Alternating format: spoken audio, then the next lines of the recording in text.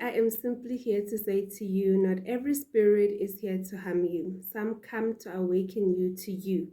Thokozani Badimo child, welcome to the classroom. I'm Gog Norma, and this is Learning with Norma, your classroom, your home of comprehensive learning and healing. And in this season, I am here to help you unlearn, remember, and realign. There is something that I've been realizing more deeply, and I feel called to come and share it, especially with those who have long struggled with the unexplained persistence or persistent intimacy in their sleep. We often speak of spiritual intimacy, especially when it shows up in our dreams, as something that is dark, that is evil, that is shameful, and that is most of the time in need of our urgent removal. We need to do rituals to remove the spirit. We need to chase it away. We need to make sure that we cleanse you of that spirit. But what if we've been looking through the wrong lens? What if the spirit you are fighting is not a parasite but a presence?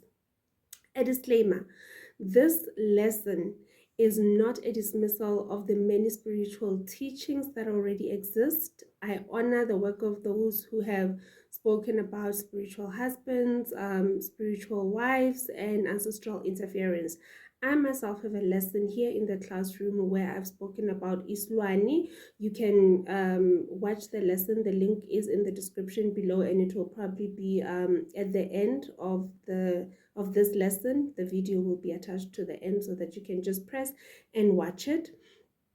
And yeah, so I'm not dismissing it, but in this season, it is my season of unlearning binaries and exploring polarities.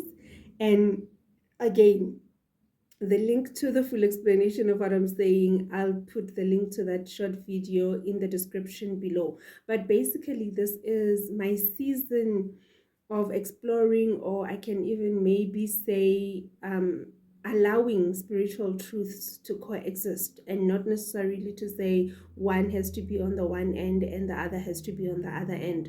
So with this topic of the intimate spirit or spiritual intimacy in our dreams, wherever you are experiencing it, I ask the question: if the spirit is truly a husband or a wife, not a mistress. We're not saying a thief. We're not saying a spiritual mistress or a spiritual thief, but we are saying a spiritual husband. We are saying a spiritual wife.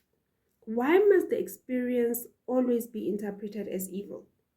What if it is not a lingering curse, but a loyal companion that your soul is remembering? You have experiences with spirits, or you have these experiences with this particular spirit, and you find that your relationships don't last. You have lack of physical libido. Intimacy in your dreams is so real, like you've got the physical results, and these dreams return regularly. But then there is the strange part. In consultations, it is rarely picked up by the healer first. Almost always you are the one who brings it up. And I've had a couple of people tell me, Gogo, in many consultations it is never picked up. I myself have missed a few in consultations where somebody has to say, oh yes, Gogo, thank you, the consultation was beautiful, I've had everything, but yeah, I've got this one thing, and this happens all the time in consultations. I have dreams of intimacy. That made me wonder, could it be that people are not battling with foreign spirit, but actually walking with intimate spirit? And maybe let me say, could it be that some people are not battling with a foreign spirit, but they are actually walking with an intimate spirit, a presence that comes not to harm, but to reflect, not to bind, but to awaken? So being Gognama, I began to engage with the spirit, intentionally channeling it so that we can have a conversation. And what amazed me in all my consultations, or in all of such consultations that I've had, the answer, I can summarize it as the spirit simply saying to me, I'm not a monster, I'm a mirror. This presence, it enters you when you are most unguarded, that is during your sleep. Because in your waking self, or what Spirit was saying is that in their waking self, they are busy running, or they're busy hiding, even trying to rationalize their sacred sensuality away. For some of you, this isn't seduction, it's spiritual remembrance. This isn't demonic, it is a divine reflection. That is why so many will say, Gogo, I've done many rituals, but the spirit still lingers. And I've heard this countless times. I've had people come and say, I have done everything. Ukulahla, ukphahla, cleansing. I even went through uktwasa. Dream interpretations have been done. Candles were lit. Ritual after ritual. Even with multiple healers. But this intimacy in my sleep still remains. It still returns. And sometimes after the rituals, oh Gogo, it is even more intense, and it is even more regularly. And the thing is, you'll always hear that it is not in violence, it is not in terror, it is just consistently. Sometimes, like I say, it will be soft, but once I've done the rituals, I've tried to remove it, then it becomes intense. It is always present, but the thing is, it is also always very familiar. It is a familiar place, and somehow a place that I enjoy in my sleep going to, even if I feel the shame when I'm awake. So, what if I say to you, healing doesn't always mean removing the spirit? Sometimes healing looks like engaging it.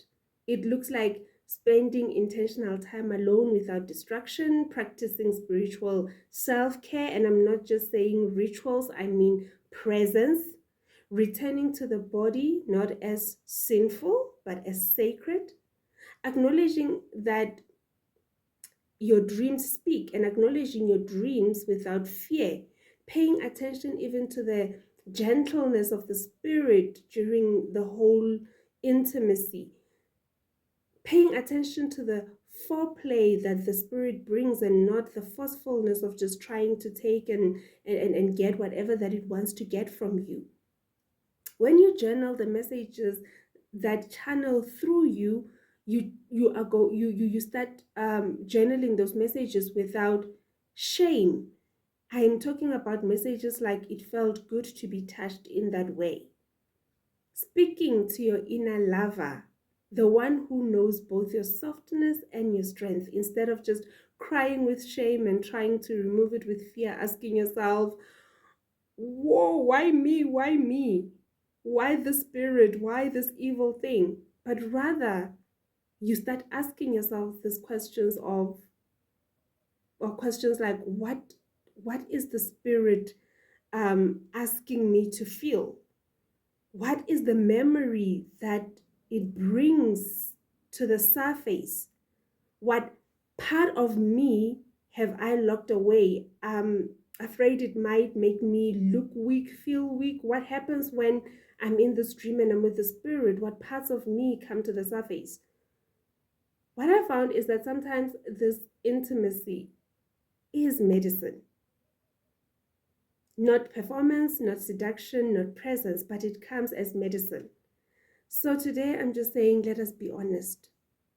Some of these beliefs that we hold, or some of these views, are taught from our ways where we are told that desire, pleasure, and softness are dangerous, that to long, to feel, to surrender is to be spiritually vulnerable, that anything intimate must be pushed or rejected in spirit. Anything intimate in spirit, we must just push it, we must reject it. But I want to remind you, Badimu child, your body is part of your altar too. And the spirit that visits you there might not be a thief. It might be bringing you back to yourself. It might be yourself reminding yourself of how you should handle yourself. So, yeah, I guess I'm just saying that not all spirits are meant to be chased away. Some come to help you chase yourself back home, to remind you that longing isn't a flaw, it is a compass, that intimacy is not a betrayal of spirit, but it is actually spirit in motion. But dear child, if this lesson spoke to you, if everything that I've just said right now resonated with you and you feel like, yo, Gogo, I needed this, come, let us sit down. You can book your consultation with me at learningwithnorma.com. Let us have an intimate one-on-one. Let us sit together with a different lens. Let us unpack your experience as the unique soul that you are. Your journey is sacred. Let's walk through it with grace, clarity, and compassion. Your journey, your experience with spirit cannot be compared to another. So if you're ready to look at your situation with a different lens, and I'm not saying that this could be the truth for you, but I am saying it is worth exploring. Please do book a consultation with me, Gognoma, at learningwithnorma.com, and let us explore. I am Gognoma. Please don't forget to like, subscribe, and share, because in this classroom, a lesson learned is a lesson shared. You can also click the join button to be part of my community. For only 99 Rand per month, you'll gain access to my personal journey, in-depth teachings, special Q&A sessions, interviews are coming up, members only discounts on all services and products at my practice, and so much more.